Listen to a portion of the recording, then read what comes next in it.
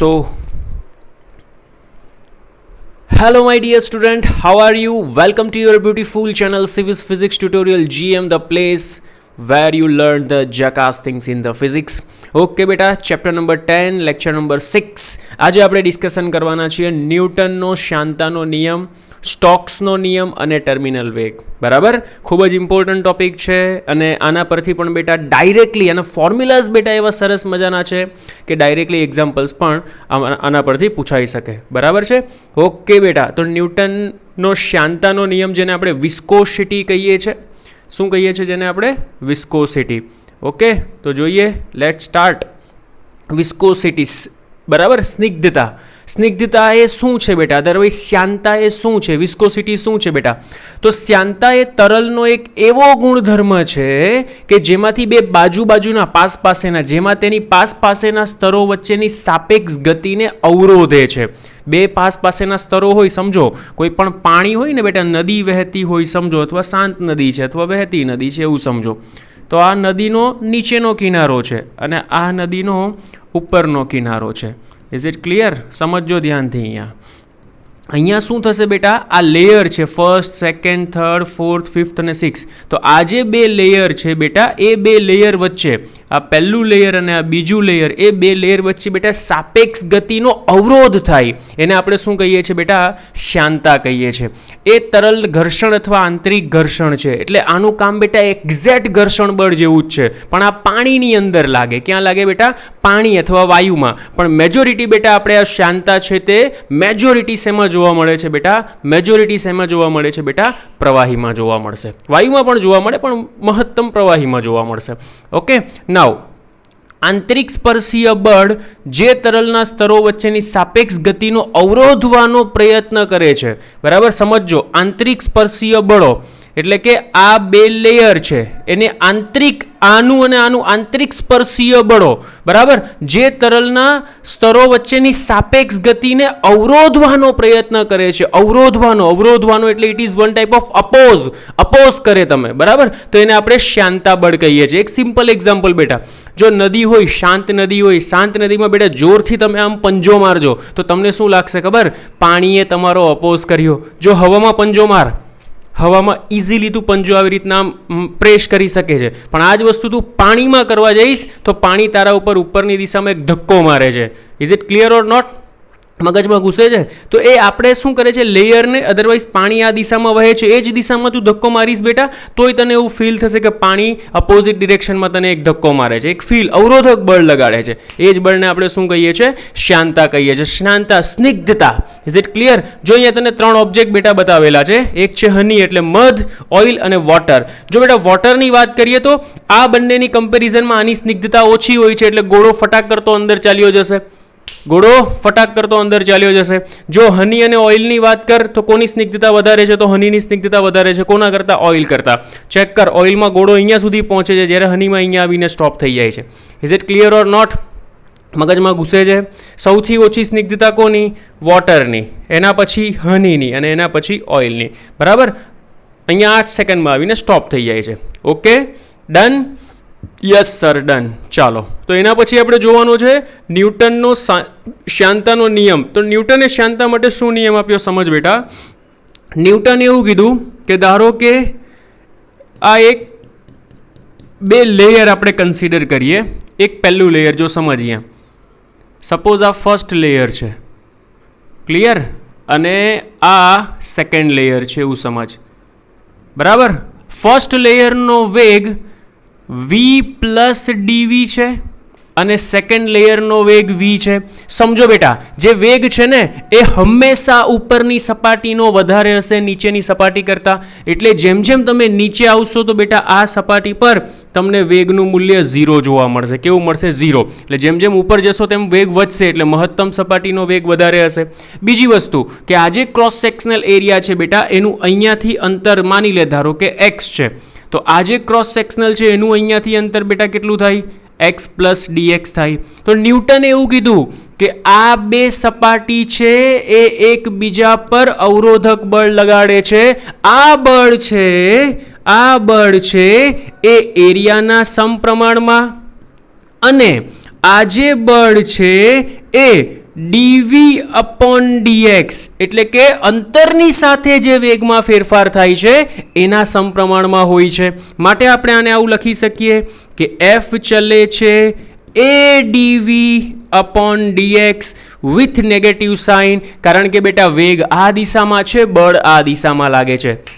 Is it clear or not? માટે આને આપણે રિડ્યુસ કરીએ તો લખી શકીએ F is equal to minus eta A into dv upon dx. આને જ આપણે બેટા વિસ્કસ ફોર્સનું ફોર્મ્યુલા કહીએ છીએ. Is it clear or not? જો અહીંયા લખેલું છે કે એફ ચલે છે સંપર્ક ક્ષેત્રફળ એ, એફ ચલે છે વેગ પ્રચલન. બેટા આનું નવું નામ છે વેગ પ્રચલન. ધ્યાનથી સમજજો. કોઈ વાર તમને પૂછે કે ભાઈ વેગ પ્રચલનનું પારિમાણિક સૂત્ર શું થાય, તો વેગ પ્રચલનનું પારિમાણિક સૂત્ર તમે અહીંયાથી શોધી શકો. વેગ પ્રચલનને કરતા બનાવી દો, એફના છેદમાં ઈટા ઇન્ટુ એ મૂકી દો, તમને વેગ પ્રચલનનું પારિમાણિક સૂત્ર મળી જશે. અરે સમજાય છે? સમજાય તો બોલો yes sir. Is it clear or not? Okay ચાલો તો બેટા જો અહીંયા એને સરસ મજાનું ફોર્મ્યુલા બનાવી દીધું. F is equal to eta del v upon del y, otherwise del v upon del x, whatever you want to try. Okay ચલો નાવ ઈટા એ શું છે બેટા? તો ઈટા એ શ્યાનતા ગુણાંક છે. મોસ્ટ આઈએમપી ધ્યાનમાં રાખજો, નવો શબ્દ આવે છે. ઈટા એ શ્યાનતા ગુણાંક છે. શ્યાનતા ગુણાંકનું પારિમાણિક સૂત્ર જો તમારે શોધવું હોય તો એ પણ તમે શોધી શકો છો. અહીંયાથી ઈટાને કરતા બનાવી દો. આ રહ્યું જો અહીંયા છે જ eta is equal to F upon A upon V upon L. F upon A એટલે બેટા એને આકાર પ્રતિબળ કહેવાય અને વી અપોન એને વિકૃતિ દર કહેવાય. વિકૃતિ શું કહેવાય? દર કહેવાય. તો અહીંયાથી બેટા તમે શું બનાવી શકો છો? ઈટાનું પારિમાણિક સૂત્ર બનાવી શકો છો. શું બનશે ઈટાનું પારિમાણિક સૂત્ર? 1 - 1 - 1. યાદ રાખજો, યાદ રાખવાની કોઈ જરૂર નથી. જો ફોર્મ્યુલા તમને બેટા આવડતું હશે દેન ઇઝીલી તમે લોકો ઈટાનું પારિમાણિક સૂત્ર બનાવી શકો છો. Is it clear or not? Okay super, classic, જબરજસ્ત, મજાની વાત. તેનો એસઆઈ એકમ શું છે બેટા? તો અહીંયાથી જોઈ લે. બોલ ઈટાનો એસઆઈ એકમ બનાવો છે તો ઈટાને કરતા બનાવો. આ મીટર સ્ક્વેર, આ મીટર એક વાર કેન્સલ થઈ જશે એટલે અહીંયા મીટર બચશે. એટલે એનો એક એસઆઈ એકમ થશે newton into second per meter square. Otherwise newton per meter સ્ક્વેરને પાસ્કલ કહેવાય એટલે પાસ્કલ ઇન્ટુ સેકન્ડ થાય. Is it clear or not? Most important બેટા એનો એસઆઈ એકમ પોઇઝીલે નહીં પણ પોઇઝલી પણ છે, અથવા એને ડેકાપોઇઝ પણ કહેવામાં આવે છે. અને એનો સીજીએસ એકમ પોઇઝ છે. આ ધ્યાનમાં રાખજો. તો એસઆઈ અને સીજીએસ વચ્ચેનો એક રિલેશન છે 1 decapoise, otherwise 1 poiseuille is equal to 10 poise. Very most IMP. Is it clear? શાંતા ગુણાંકનો એસઆઈ એકમ બેટા ડેકાપોઇઝ છે, સીજીએસ એકમ પોઇઝ છે. ડેકાપોઇઝ અથવા પોઇઝલી તમે લખી શકો છો. 1 decapoise otherwise 1 poiseuille is equal to 10 poise. Very most IMP. Is it clear? Done? સમજ પડે છે? ઓકે તેનું પારિમાણિક સૂત્ર 1 - 1 - 1 છે. પારિમાણિક સૂત્ર શું છે બેટા? 1 - 1 - 1. યુ કેન સેકન્ડ ચેપ્ટરમાં બેટા ઓલરેડી આપણે પારિમાણિક સૂત્ર ડિટેલમાં ડિસ્કશન કર્યા હતા. ખાલી તમને પારિમાણિક સૂત્ર બનાવવા માટે સૂત્ર ખ્યાલ હોવો જોઈએ. માઇનસની નિશાની અવગણી શકો યાર, that is common thing. Okay ચલો એન ઈટાને કરતા બનાવો. ઈટાને કરતા બનાવી બાકીના જે રાશિ છે એને સામેની બાજુ ગોઠવી અને તમે એનું પારિમાણિક સૂત્ર ઇઝીલી બનાવી શકો છો. પણ પારિમાણિક સૂત્ર બનાવવા માટે બેટા આપણા ફોર્મ્યુલા સ્ટ્રોંગ હોવા જોઈએ. બોલો ઇઝ ઇટ ક્લિયર? ન્યૂટનના શાંતાનો નિયમ સમજ પડી? ન્યૂટનના શાંતાનો નિયમ. Is it clear? એને શું કીધું ભાઈ? જો કોઈ પણ તરલમાં નીચેના બિંદુ પાસે બેટા વેગ કેવો હશે? 0 અને ઉપરના બિંદુ પાસે વેગ કેવો હશે? મહત્તમ. એટલે બેટા તમે જેમ જેમ નીચે આવો છો તેમ વેગ કેવો થાય છે બેટા? ઘટતો જાય છે. કેવો થાય છે બેટા? ઘટતો જાય છે. એટલે જો બેટા હું ખાલી આ સપાટીથી વાત કરું તો આ વેગ, એના પછી આ વેગ, એના પછી આ વેગ, આ વેગ, આ વેગ, આ વેગ અને અહીંયા વેગ કેવો થઈ જશે? 0 થઈ જશે બેટા. વેગ આવી રીતના ડિસ્ટ્રીબ્યુટ થતો હોય લેયર વાઇઝ. એકચ્યુઅલમાં લેયર આપણે દેખાય નહીં પણ બેટા એ લેયર હોય ફ્લુઇડની અંદર. Is it clear? Done? Excellent, જબરજસ્ત, મજા આવે છે. Clear the concept? ઓકે ન્યૂટનનો શાંતાનો નિયમ. વધીએ આગળ? Yes sir. ચાલો વધો આગળ. નેક્સ્ટ વન જો બેટા સ્ટોક્સનો નિયમ. ક્લાસિક સ્ટોક્સનો નિયમ. બરાબર? એક વસ્તુ બેટા યાદ રાખજો, સ્ટોક્સનો નિયમ હંમેશા સ્ફેરિકલ પદાર્થ, ગોળાકાર પદાર્થ માટે જ છે. બીજા કોઈ પદાર્થ માટે સ્ટોક્સનો નિયમ છે નહીં. તો શું કહે છે બેટા સ્ટોક્સનો નિયમ? તો સ્ટોકનો નિયમ બેટા એવું કહે છે કે જો r ત્રિજ્યાનો નાનો ગોળો n શ્યાનતા ગુણાંક ધરાવતા સમાંગ એટલે વાયુ અથવા પ્રવાહી માધ્યમમાં v વેગની સાપેક્ષે ગતિ કરે તો ગોળા પર લાગતું શ્યાનતા બળ બેટા very very most IMP viscous force Fv is equal to 6 pi eta RV વડે દર્શાવવામાં આવે છે. શાના વડે દર્શાવવામાં આવે છે? 6 પાઈ ઈટા RV વડે દર્શાવવામાં આવે છે. Is it clear? શ્યાનતા બળ viscous force Fv is equal to 6 pi eta RV વડે દર્શાવવામાં આવે છે. Very very most IMP formula. Sir આ ફોર્મ્યુલા આવ્યું કેવી રીતના? બેટા આ ફોર્મ્યુલા એ લોકોએ ડાયમેન્શનલ એનાલિસિસ આપણે જોયેલું ને કે ધારો કે કોઈ પદાર્થ પર લાગતું બળ F એ આ વસ્તુ પર આધાર રાખે છે તો તેને લગતું સૂત્ર મેળવો તો F ચલે છે ઈટા, F ચલે છે R, F ચલે છે V, એટલે F ચલે છે eta raise to A, R raise to B, V raise to C.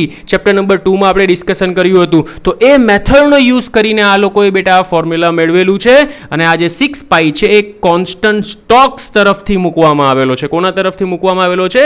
Stokes તરફથી. તો સમજ બેટા, જ્યારે કોઈ માધ્યમમાં આ ગોળો છે એ ગોળાને ડુબાડવામાં આવે અથવા છોડવામાં આવે બરાબર, તો આ ગ્રેવિટીને લીધે નીચે જશે, પણ ફ્લુઇડ એટલે કે પ્રવાહી અથવા વાયુ એની ઉપરની બાજુ એક ડ્રેગ ફોર્સ લગાવે. ડ્રેગ ફોર્સ સમજ પડે છે?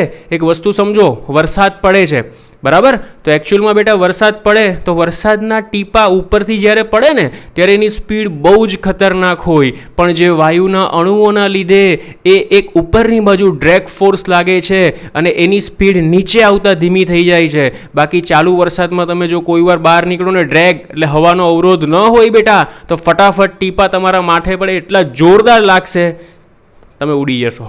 Is it clear? નેક્સ્ટ સમજમાં આવે છે સ્ટોક્સનો નિયમ. સ્ટોક્સનો નિયમ કોના માટે? ઓલવેઝ બેટા સ્ફેરિકલ ઓબ્જેક્ટ માટે જ સ્ટોક્સનો નિયમ વેલિડ છે, બાકી ચોરસ લંબચોરસ ઓબ્જેક્ટ માટે સ્ટોક્સનો નિયમ વેલિડ નથી સર. Okay sir, done. વધી આગળ. Okay, so next one. જો અહીંયા બેટા બતાવેલું છે તને, આ બેટા હવા માટે છે, આવી જ રીતના ફ્લુઇડ માટે હશે. સમજો બેટા, ધ્યાનથી સમજજે. આપણે હવે સમજવાનું છે ટર્મિનલ વેલોસિટી. ટર્મિનલ વેલોસિટી એટલે કે ધારો કે આ એક કન્ટેનર છે, આની અંદર બેટા લિક્વિડ ભરેલું છે. શું ભરેલું છે? લિક્વિડ ભરેલું છે. સમજજે, અહીંયા પ્રવાહી ભરેલું છે. અહીંયાથી બેટા એક ગોળાને આપણે કરીએ મુક્ત. બોલ, ગોળાને મુક્ત કરીએ એટલે ગોળાનું વજન બળ છે m ઇન્ટુ g ને કારણે નીચે આવે છે. તો સમજ, એ ગોળો નીચે આવે છે, પણ એક સમયે નીચે આવી અને એ સ્ટોપ થઈ જશે. કેમ? કારણ કે પ્રવાહીની અંદર એક ઉપરની બાજુ અપથ્રસ્ટ તો લાગે જ છે, જેને આપણે બોયન્સ ફોર્સ કહીએ છીએ, પ્લસ એક બીજું બળ લાગે છે હમણાં જે આપણે ચર્ચા કરી, જેને આપણે શું કહીએ છીએ બેટા? Viscous force Fv, viscous force કહીએ છીએ બરાબર, સ્નિગ્ધતા બળ. સમજ અહીંયા બેટા, જો હવે જો આ લાલ એરો તને દેખાય છે, તો જેમ જેમ આ નીચે આવશે જો લાલ એરો ઇક્વલ થઈ ગયું, એક્સેલરેશન 0 થઈ જશે. તો જે પોઝિશન પર બેટા તમારી એક્સેલરેશન 0 એટલે કે બળ બેલેન્સ સિચ્યુએશનમાં આવી જશે, તો ત્યાં જે વેગ હશે તે વેગને આપણે શું કહીએ છીએ? ટર્મિનલ વેગ કહીએ છીએ. સમજ બેટા અહીંયા ધ્યાનથી. જ્યારે ઘન ગોળો પ્રવાહીમાં પતન કરે છે, આ ઘન ગોળો છે પ્રવાહીમાં પતન કરે છે, ઇઝ ઇટ ક્લિયર? ત્યારે તેની પ્રવેગી ગતિ પ્રવાહીના શ્યાનતા બળ વડે નિયંત્રિત થાય છે. તો એની પ્રવેગી ગતિ છે પ્રવાહીનું શ્યાનતા બળને આપણે કહીએ છીએ Fv, એના વડે નિયંત્રિત થાય છે. પરિણામે તે અચળ વેગ પ્રાપ્ત કરે છે. કેવો વેગ પ્રાપ્ત કરે? અચળ બરાબર, જે ટર્મિનલ વેગ vt તરીકે ઓળખાય છે. જો સીધી વાત બેટા, અચળ વેગનો મિનિંગ શું થાય? તો અચળ વેગ, સર આપણે આવું સ્ટડી કરેલું કે પ્રવેગ બરાબર dv/dt. Is it clear? તો વેગ અચળ ક્યારે બને? જ્યારે પ્રવેગ 0 હોય ત્યારે 0, dv/dt ઇઝ ઇક્વલ ટુ 0. માટે વેગ બેટા તમારો કેવો થઈ જશે? અચળ. Is it clear? તો આ વેગને આપણે શું કહીએ છીએ? ટર્મિનલ વેગ કહેવામાં આવે છે. Is it clear or not? જો તને એક બતાવો, નેક્સ્ટ વન. જો આ આકૃતિ તેને દેખાય છે, આકૃતિમાં દર્શાવ્યા પ્રમાણે આ એક ગોળો છે બરાબર. ગોળાની ઘનતા આપણે લઈ લઈએ, ધારો કે ρ છે. ગોળાની ઘનતા કેટલી છે? ρ બરાબર. ગોળાની ઘનતા એને ρ લીધી છે ને, રો એ પદાર્થની ઘનતા. ઓકે, ને પ્રવાહીની ઘનતા, આ જે પ્રવાહી છે એની ઘનતા તમે લઈ લો સિગ્મા. Is it clear? તો આ ગોળો બેટા જેમ જેમ નીચે આવે છે તો આ ગોળા જ્યારે બેલેન્સ સિચ્યુએશનમાં હશે ત્યારે આની પર બે બળ લાગતા હશે, એક વિસ્કસ ફોર્સ સ્નિગ્ધતા બળ અને એક બોયોન્ટ ફોર્સ જે આપણે સ્ટડી કરેલું બોયોન્સી. બરાબર, આર્કિમિડીઝ પ્રિન્સિપલ. બોયોન્સ ફોર્સ હંમેશા કોણ લગાવે? લિક્વિડ. કઈ બાજુ લગાવે? ઓલવેઝ ઉપરની બાજુ લગાવે. Is it clear or not? તો જ્યારે ટર્મિનલ વેલોસિટી આવે બેટા, what we have to find terminal velocity? તો first of all balance situation find કરી દો. બેલેન્સ સિચ્યુએશન ક્યાં હશે બેટા? તો આનું વેઇટ નીચેની બાજુ અને બોયોન્ટ ફોર્સ પ્લસ વિસ્કસ ફોર્સ ઉપરની બાજુ. તો જો તું અહીંયા આને આવું લખી શકે ને, એફ વી એટલે 6 પાઈ ઈટા આર વી, 6 પાઈ ઈટા આર વી પ્લસ ઉપરની બાજુ કોણ છે બેટા? Buoyant force. બોયન્ટ એટલે પાણી, પ્રવાહીની ઘનતા સિગ્મા છે, તો આપણે અહીંયા લખીશું સિગ્મા વી ઇન્ટુ જી. વી એટલે વોલ્યુમ બેટા. Is it clear? અને નીચેની બાજુ એમ ઇન્ટુ જી. એમ એટલે પદાર્થ, પદાર્થની ઘનતા rho, G V. That's it. આ વેગ મારે શોધવો છે જેને આપણે ટર્મિનલ વેગ કહીએ છીએ. સમજ બેટા. So 6 pi eta R V is equal to, આને જમણી બાજુ લઈ જા તો બંનેમાંથી બેટા વીજી કોમન, અને વી એટલે કદ એટલે 4/3 pi R cube into G common નીકળી જશે. અહીંયા કોણ બચશે? તો rho minus sigma. Is it clear? 6 ને નીચે જવા દે, પાઈ પાઈ કેન્સલ થઈ જશે, આર આર એક વાર કેન્સલ થઈ જશે. So terminal velocity is equal to 2/9 R square into g into bracket rho minus sigma upon eta. This is your formula. very very most IMP બેટા. કોઈ વાર ડાયરેક્ટલી તમને ડેટા બધો આપી દીધો હશે ને પૂછેલો હશે કે ટર્મિનલ વેગ શોધો, જો સૂત્ર નહીં આવડતું હોય તો આપણે કન્ફ્યુઝનમાં મુકાઈ જઈશું. એટલે સૂત્ર ખાલી બેટા ગોખવાની કોઈ જરૂર નથી, કોન્સેપ્ટ યાદ રાખો. Just memorize the concept and apply the formula. સૂત્ર મળી જશે ને સૂત્રનું કંઈ કામ પણ નથી, આમાં જ ડેટા મૂકો તમને વેગ મળી જશે જો બધો ડેટા તમને આપેલો હોય તો. Is it clear or not? Done? સમજ પડે છે? મજા આવે છે? ઓકે, 100%. ઓકે, જો અહીંયા બધું લખેલું જ છે બેટા. આર પદાર્થની ત્રિજ્યા, પદાર્થની ઘનતા રો, પ્રવાહીની ઘનતા સિગ્મા અને શ્યાનતા ગુણાંક eta. Very very most IMP formula. really very very most IMP formula. Is it clear? Done? 100%. Okay sir. આ એક નવું પદ છે બેટા, રેનોલ્ડ નંબર. આપણે જે પ્રવાહના પ્રકાર જોયેલા, ધારારેખી વહન, વમળયુક્ત કે અસ્થાયી વહન. બરાબર? તો બેટા એક રેનોલ્ડ અંક છે. રેનોલ્ડ અંક શું દર્શાવે છે કે પ્રવાહનો પ્રકાર કેવો છે? ધારારેખી છે, વમળયુક્ત છે, અનિયમિત છે, અસ્થિર છે. તો એ નક્કી કરવા માટે બેટા રેનોલ્ડ અંકનો યુઝ થાય છે. તો જો વહનનો પ્રકાર પરિમાણ રહિત સંખ્યા વડે નક્કી કરવા માટે જે ટર્મ યુઝ થાય છે એને આપણે કહીએ છીએ રેનોલ્ડ અંક RE. RE નું ફોર્મ્યુલા છે બેટા રો વી ડી અપોન ઈટા. રો વી ડી અપોન ઈટા. રો એટલે ઘનતા, વી એટલે વેગ, ડી એટલે ડી એટલે જે પણ પદાર્થ છે એનો ડાયામીટર અપોન ઈટા. બરાબર? તો અહીંયા જો જ્યાં રો એ ઈટા શ્યાનતા ગુણાંક ધરાવતા તરલની ઘનતા છે, સરેરાશ ઝડપ વી છે અને ડી એ ગતિ કરતા પદાર્થનો વ્યાસ અથવા ગતિ કરતા તરલની હદ છે. ક્યાં સુધી એ ગતિ કરે છે એને વ્યાસ અથવા તો હદ છે.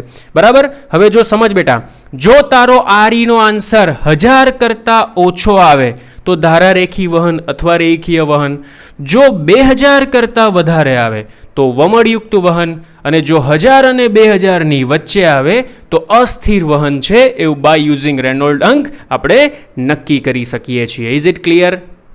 ડન? 100% શ્યોર? જો અહીંયા લખેલું છે તરલનો વેગ ક્રમશઃ વધારતા કોઈ ચોક્કસ ઝડપે સ્તરીય વહનથી અપ્રક્ષુબ્ધ વહન તરફ સ્થાનાંતર બદલાય છે, તો આ ઝડપને ક્રાંતિ ઝડપ કહે છે. કઈ ઝડપ કહે છે બેટા? ક્રાંતિ ઝડપ. એટલે કે સ્થિરમાંથી એ અપ્રક્ષુબ્ધ એટલે અનિયમિત વહનમાં કન્વર્ટ બની જાય. સમજ બેટા, એક નદી છે, નદી વહી રહી છે, બરાબર, પણ વચ્ચે એક રોક પથ્થર આવી ગયો, તો એ પથ્થરના કારણે એનું જે વહન છે એમાં ફેરફાર થઈ જશે. બરાબર? વમળયુક્ત વહન થઈ જશે. તો એના વહનમાં ફેરફાર થયો તો સમજ, તરલનો વેગ ક્રમશઃ વધારતા, એટલે તરલનો વેગ તમે વધારો તો કોઈ ચોક્કસ ઝડપે સ્તરીય વહનનું અસ્તરીય વહનમાં કન્વર્ઝેશન થાય તો એને આપણે શું કહીએ છીએ બેટા? ક્રાંતિ ઝડપ કહેવામાં આવે છે. શું કહેવામાં આવે છે? ક્રાંતિ ઝડપ. બોલ, is it clear or not? Done? 100% sure? તો આ હતું બેટા તમારું Reynold number. Pause the screen and note it down. પછી નેક્સ્ટ ટોપિક છે બેટા તરલની શ્યાનતાનો આધાર, એટલે કે ઈટા એ શાના પર આધાર રાખે છે. Very very most IMPs. Already આપણે પેલો કોન્સેપ્ટ જોયો, એમાં આવી ગયું, પણ જોઈ લો. પહેલું તો તાપમાન પર. તાપમાન વધવાની સાથે સશક્તિ બળો ઘટે છે. સશક્તિ બળો એટલે ઇન્ટરમોલેક્યુલર ફોર્સ. બરાબર? તાપમાન વધવાની સાથે સશક્તિ બળો ઘટે છે. તાપમાનમાં વધારા સાથે પ્રવાહીની શાંતા ઘટે છે. અરે સીધી વાત છે બેટા. પ્રવાહી પાણીને ગરમ કરો તો એની સ્નિગ્ધતા ઓછી થશે. ઓઇલને ગરમ કરો એની સ્નિગ્ધતા ઓછી થશે. Is it clear? વાયુની શ્યાનતા એ એક ગતિમાન સ્તરથી બીજા ગતિમાન સ્તરમાં ફેલાવો, મીન્સ ડિફ્યુઝન પામતા વાયુના અણુને લીધે છે. મીન્સ કે વાયુની શ્યાનતા એકમાંથી બીજામાં જાય, એક સ્તરમાંથી બીજા સ્તરમાં જાય, મીન્સ કે ફેલાવો થાય, તો તેને લીધે એની શાંતા વાયુના અણુઓને લીધે હોય છે. તાપમાન વધારા સાથે વિસ્તરણ પામવાનો દર વધે છે. મીન્સ કે જેમ જેમ ટેમ્પરેચર વધાવો તેમ તેમ વાયુઓની ગતિ ફટાફટ તાપમાનના વધારા સાથે વાયુઓની ગતિ વધે છે. તેથી તેની શાંતા પણ શું થાય છે બેટા? વધે છે. મીન્સ આ રીતે વાયુઓની શાંતા એ તાપમાનના વધારા સાથે વધે છે. Very very most IMP. Very very most IMP. જો બેટા તાપમાનના વધવાની સાથે સશક્તિ બળો ઘટે છે, માટે જો તાપમાન વધે તો શું થાય બેટા? 2 પોઈન્ટ. પ્રવાહીની શાંતા ઘટે અને વાયુની શાંતા વધે. Very very most IMP. Is it clear or not? Done? બીજું, તરલના દબાણ પર શું ફેરફાર પડે બેટા? દબાણ વધારા સાથે પ્રવાહીની શાંતા વધે છે. જો બેટા તાપમાન વધે તો પ્રવાહીની શાંતા ઘટે, પણ દબાણ વધે તો પ્રવાહીની શાંતા વધે છે. અને વાયુઓની શાંતા પ્રાયોગિક રીતે દબાણથી સ્વતંત્ર છે. આ મોસ્ટ આઈએમપી કી પોઈન્ટ બેટા. વાયુઓની શાંતા પ્રાયોગિક રીતે દબાણથી કેવી છે? સ્વતંત્ર છે. વાયુઓની શાંતા દબાણથી કેવી છે? સ્વતંત્ર. તાપમાનની શું અસર થાય બેટા? તાપમાન વધે, પ્રવાહીની શાંતા ઘટે, વાયુની શાંતા વધે. પરંતુ તરલના દબાણ પર શું અસર થાય? તો દબાણ વધારો તો શાંતા વધે, પણ વાયુઓની શાંતા પ્રાયોગિક રીતે દબાણથી કેવી છે બેટા? સ્વતંત્ર છે. Is it clear or not? સમજ પડે છે? Okay, done. Next one. Very very most IMP બેટા. પોઈઝલી સમીકરણ કોઈ વાર પૂછી મારે છે. એનસીઆરટીમાં એક એક્ઝામ્પલ આના પરથી આપેલો છે, ધ્યાનમાં રાખજો. ધારો કે આર ત્રિજ્યા અને એલ લંબાઈ ધરાવતી કેસ નળી પી દબાણના તફાવતને લીધે એન શ્યાનતા ધરાવતા પ્રવાહીના સ્થાયી વહનના કિસ્સામાં તમારે વહન પામતા પ્રવાહીનું કદ મેળવવું છે. તો બેટા વહન પામતા પ્રવાહીનું કદ એટલે કે એકમ સમયમાં કદમાંથી પસાર થતું પ્રવાહી is equal to pi P R raise to 4 upon 8 eta L. Very very most IMP. આ પી એ દબાણનો તફાવત છે. પી એ શું છે બેટા? દબાણનો તફાવત. Very very most IMP. આ ધ્યાનમાં રાખજે. Is it clear? Pi P R raise to 4 R એટલે ત્રિજ્યા, 8 ઈટા એટલે તો સ્નિગ્ધતા, એલ એટલે લંબાઈ. Is it clear? Super, classic, જબરજસ્ત, એક નંબર. ધ્યાનમાં રાખજે. Very very most IMP. વહન પામતા પ્રવાહીનું કદ આ એનું ફોર્મ્યુલા છે. ઇઝ ઇટ ક્લિયર બેટા? તો આઈ હોપ આજના ટોપિકમાં તમને સમજ પડી હશે. જો સમજ પડી હોય તો like it, share it, subscribe it. Thank you so much બેટા. મળીએ નેક્સ્ટ લેક્ચરમાં. Bye bye all of you.